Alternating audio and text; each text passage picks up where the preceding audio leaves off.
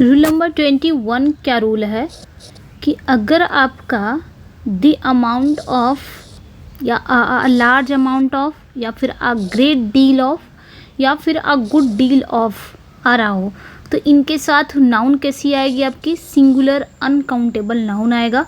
Verb कैसा आएगा? Singular verb आएगा। इसका ये मतलब होता है the amount of, a large amount of, a great deal of, a good deal of. इसका ये मतलब होता है, बहुत के सेंस में ये भी होता है, लेकिन एक अनिश्चित मात्रा के लिए ये यूज़ होता है। तो कभी भी अगर ये सेंटेंस के सब्जेक्ट के रूप में आ रहे हैं तो इनके साथ बस आपने ध्यान रखना है, नाउन कैसे आएंगे? सिंगुलर अनकाउंटेबल नाउन आएंगे। वर्ब कैसे आएंगे? सिंगुलर वर्ब आएगी। अब जब सिंगुलर अनकाउंटेबल नाउन है तो ऑब्वियसली सिंगुलर वर्ब आएगा। एग्जाम्पल से समझते हैं इसको। एक एग्जाम्पल ले लेते हैं। द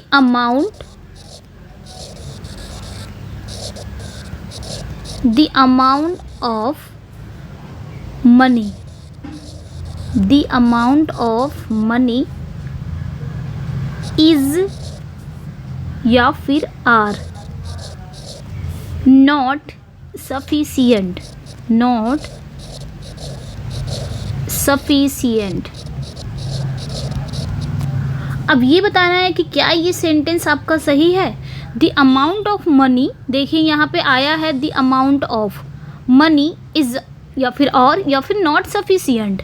तो यहाँ पे the amount of money, money की जो अमाउंट है मात्रा बता रहा है, लेकिन अनिश्चित मात्रा है ना, अनिश्चित मात्रा। मनी यहाँ पे क्या है? एक सिंगुलर अनकाउंटेबल नाउन है, जिनको हम काउंट नहीं कर सकते, उसे हम सिंगुलर अनकाउंटेबल नाउन कहते हैं। और ये सिंगुलर अनकाउंटेबल नाउन है तो वर्ब कैसी आएगी? Singular verb. इसलिए आपका यहाँ पे इज सही हो जाएगा, आर यहाँ पे आपका गलत हो जाएगा। The amount of money is not sufficient. Okay, तो ये समझ में आ गया। एक और इसी पे समझते हैं, एक और समझते हैं कि अगर आपका रूल नंबर 21 था, ये रूल नंबर 22 है। यहीं पे समझ लेते हैं, ज़्यादा बड़ा नहीं है। रूल नंबर 22 को यहीं पे समझ लेते हैं कि अगर आपका बोथ आता हो, बोथ आता हो, सेवरल आता हो, बोथ हो गया, सेवरल हो गया, वेरियस हो गया, वेरियस, बोथ हो गया, सेवरल, वेरियस, अगर ये सेंटेंस के सब्जेक्ट के रूप में आ रहे हैं, अगर ये खुद सब्जेक्ट का काम कर रहे हो सेंटेंस में, तब इनके साथ वर्ब कैसी आएगी? क्योंकि ये क्या होते हैं, ये बोथ मतलब दो की बात करता है, प्लूरल की बात करता है। सेवरल मतलब भी अधिक की बात कर रहा है, वेरियस मतलब भी अधिक की बात कर रहा है। तो अगर ये खुद एज ए सब्जेक्ट आ रहे हैं सेंटेंस में तो इनके साथ वर्ब कैसी आएंगी? प्लूरल वर्ब आएगी। ये ध्यान रखना है 22 रूल्स को। एक एग्जाम्पल इसका भी ले लेते हैं। एक एग्जाम्पल, जैसे मैंने कहा there are two girls, there are two girls in my flat,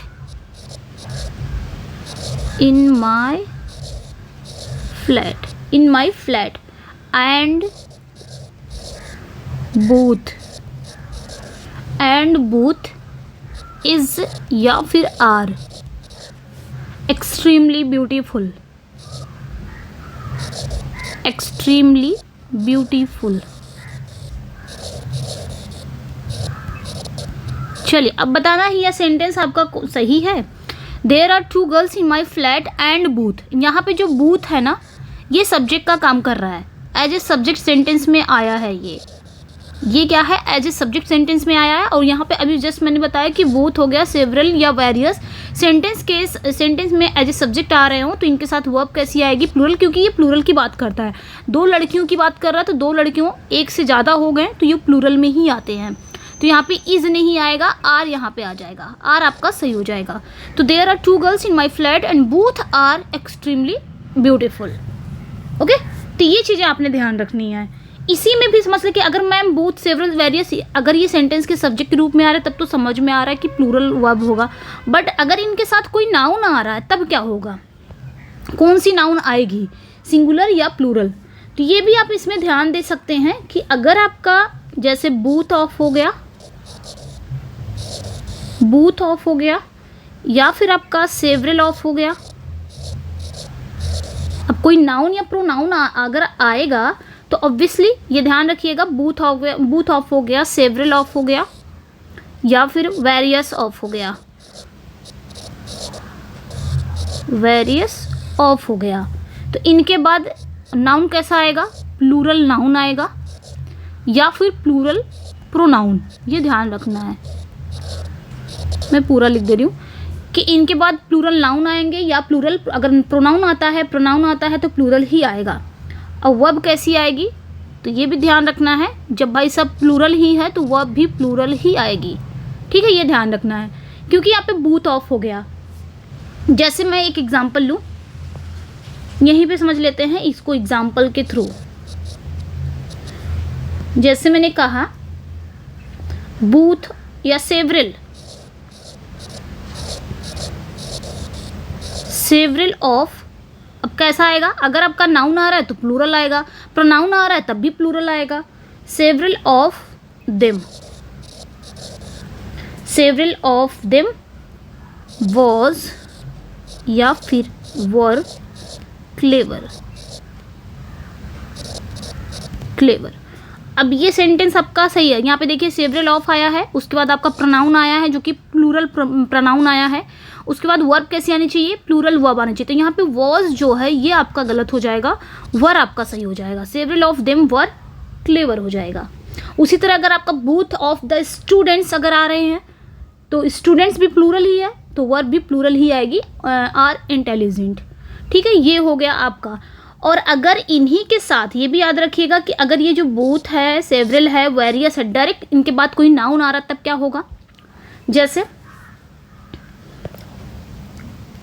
यहीं पे देख लेते हैं, जैसे मैंने कहा तो याद रखिएगा बूथ हो गया, सेवरल हो गया,